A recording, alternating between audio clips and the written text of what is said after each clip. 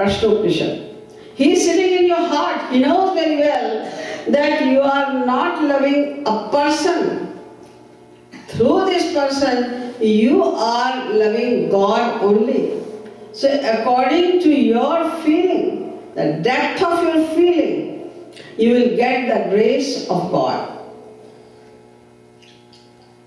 But if you don't have the feeling of God in that person, then you cannot get anything. He is omniscient, He is omnipresent. So wherever you remember Him, whenever you call Him out, He may come immediately because He is omnipresent, omniscient, almighty. He can do anything. That's why when people ask that what is the point of worshipping an idol? Why should we worship a murti? Why should we worship a picture of God? Because if you have the feeling of God in that murti, then, as you know that God is omnipresent, all-pervading, so in each and every particle of the murti, in each and every particle of the picture, God is there. He is saturated there. And He is listening to your call as well.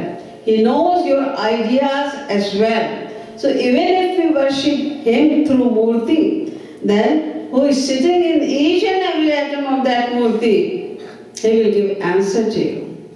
But if we are worshipping a man, an ordinary being, then he cannot give answer to us.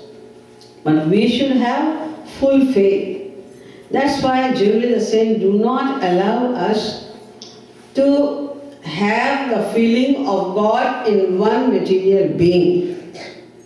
Many people, they have the feeling in their child, oh, he is Bal Gopal, he is God. And they love Him, they get attached to Him with this feeling. But we are seeing all other material qualities in Him as well. We are seeing anger, passion, greed, etc. in Him too. That's why sometimes we will think that He is God. And sometimes we will think, no, He is not God, He is like us, He is an ordinary person. And sometimes looking at some bad quality of the same person, we can think about him that he is a demon. So once you honor someone as God, you have a feeling that he is God, and then you are insulting him, you are criticizing him, you are having bad feelings for him, then in other way you are insulting God. That's why the saints never allow us, they don't suggest us to worship a human being as God, because our feelings of God for that person cannot be stable. Sometimes we will feel God, sometimes we will feel He is demon. Then we will have a kind of offense against God. That's why we should have the feeling of God better. We can have the help of a murti or a picture, and then we should have the 100% feeling that He is God. I am worshipping God.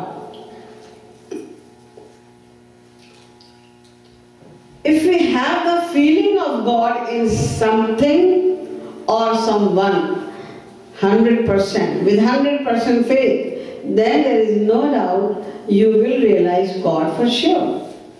You can have a question here. You suppose, you have a bowl of poison and you feel like this is Charanamrit of God and you drink it. So if you are drinking the poison, then you will die or you will get the result of Charanamrit. Yes, if you have full faith, if you have so much faith in that yes, this is Sharanamrit of God, and you drink it, definitely you will get the result of Sharanamrit. If you are looking at the fire, the flames, and you feel, beautiful, it is the Pitambar of Shri Krishna, and then you jump in the fire, then fire will burn you, or you can save yourself. Our common sense says, no, if you jump in the fire, then naturally you will be burned. But if you have the complete faith, yes, this is the Pitambar of Shyam Sundar, then even if you jump in the fire, you cannot be burned. Prahlad, Mirabai, they are the examples of this thing. But it doesn't mean that when you go home, then you take the poison or try. The Banchary was saying that if you have the feeling of Charanamrit and then you will get the result of God, then let me try. No, don't try like this. Unless you have the complete faith. Once a boy was sitting on the tree and he posted a sword on the earth, and then he was sitting on the tree. And he was looking at the sword, and then he was sitting, then again he was looking at the sword, and then again he was sitting on that branch of tree. Tulsidas Ji was going through that way. He saw there is a boy, 14, 15 years old, and he put the sword over here, and then he is sitting on the tree, he is looking at the sword again and again. I don't know what he wants to do. Then he went over there and he asked that boy, I'm seeing you for a long time, that you put the sword over here and sitting on the tree, looking at the sword again and again, what are you doing? What do you want to do? He said, I want to test something. What do you want to test? Yesterday I went in a pravachan and the Pandit was saying that if you have a complete faith, then you just say Shri Ram, you pronounce the name of God and jump on the sword, He will save you on the way. You cannot die. So I am going to try. Saying Shri Jai Shri Ram, I want to jump on the sword and I will see, I want to test if Ramchandra comes and saves me. He said, then why didn't you do? He said, I am afraid. If Shri Ram doesn't come and if he will not save me, then I will die. He said, come down. He came there, then he said, go to the same Panditji again and ask him to do all this. What should be the percentage of your faith?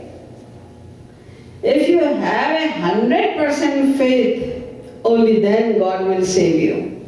But if you have half and half faith in God, then you won't do it. So I just want to say that we should have, because we cannot see God.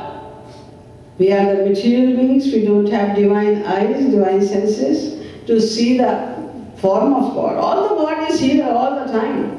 He is omnipresent. So if He is omnipresent and He is present in the murti, He is present in the pictures, and He is present everywhere. He is present in yourself, He is present even in this material thing, everywhere He is. But we cannot see Him. Why? Because our senses, our eyes is material and His form is divine. That's why we cannot see Him. But we have to realize God. Because without realizing God, we cannot attain bliss. We want anand, we want happiness. Because we are the part of God who is related with happiness. So we have to realize God. That's why God made it very easy for us by descending in different forms, and when He comes on the earth, at that time, very few people are benefited. But when He goes from this earth, back to his abode. When he leaves, his name, his form, his pastimes, his abodes, everything. And sumiri sumiri nar uttarahi para. If we remember those pastimes of God, those attributes of God, the names of God again and again, with the feeling of God. If we are saying Ram, then we have to have the feeling of Shri Ram. Feel like, yes, I said Ram and Shri Ramchandra is appearing in front of me. So according to the depth of our remembrance, he will appear here. Whenever we will call him out with 100% faith, then he will appear immediately. He doesn't have to come from somewhere. He is already everywhere. All what we are lacking, that divine power. But when we call him from the innermost corner of our heart, then he immediately appears in front of us. So gradually we have to increase this kind of practice every day. Many people do. They count the beads, mala. They are doing it. How many times you will do? 8 times, 16 times. According to the instruction of someone, they do it. The mala is going on in their finger, but the mind is wandering everywhere. This is not the remembrance of God. When we remember someone even in the material world, then the face, the picture, the form of the person immediately comes in our mind. So we have to do that in this sphere of spirituality as well. That we have to try to bring the face of God.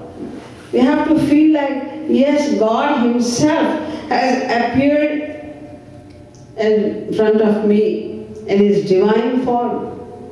We have to do that. So how would we increase this practice? How would we develop our devotion for this?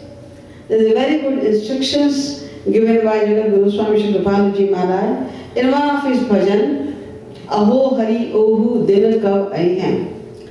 He says that in the beginning, you just make a rule for yourself that I have to sit for the practice of devotion, which is called sadhana. I have to sit for my sadhana every day for 1 hour or 2 hours, whatever time you can derive from your daily routine. I have to sit and I have to chant the names of God. So in the beginning, it would be very difficult to sit for half an hour continuously and sing some bhajan or sing some names of God. It will be difficult. But continue. You keep it doing every day. Then after some time, you will have some practice of at least sitting for half an hour, 1 hour,